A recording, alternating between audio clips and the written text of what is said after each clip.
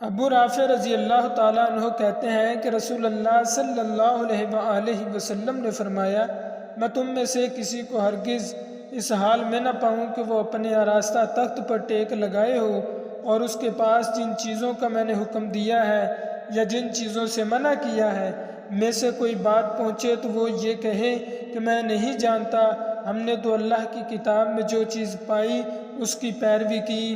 ام المومنین عائشہ رضی اللہ تعالی عنہا کہتی ہیں کہ رسول اللہ صلی اللہ علیہ وآلہ وسلم نے فرمایا، جس شخص نے ہمارے اس دین میں کوئی ایسی نئی چیز ایجاد کی جو اس میں سے نہیں ہے تو وہ قابل رد ہے۔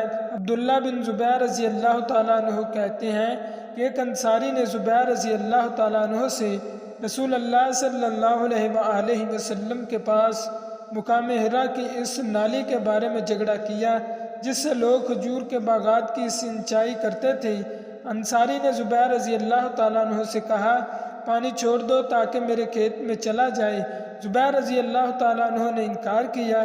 ان دونوں نے اپنا مقدمہ رسول اللہ صلی اللہ علیہ وآلہ وسلم کے پاس پیش کیا تو آپ صلی اللہ علیہ وآلہ وسلم نے فرمایا، زبیر تم اپنا کھیت سینچ لو پھر اپنے پڑوسی کی طرف پانی چھوڑ دو۔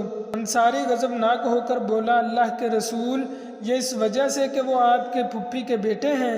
یہ سن کر رسول اللہ صلی اللہ علیہ وآلہ وسلم کا چہرہ مبارک متغیر ہو گیا۔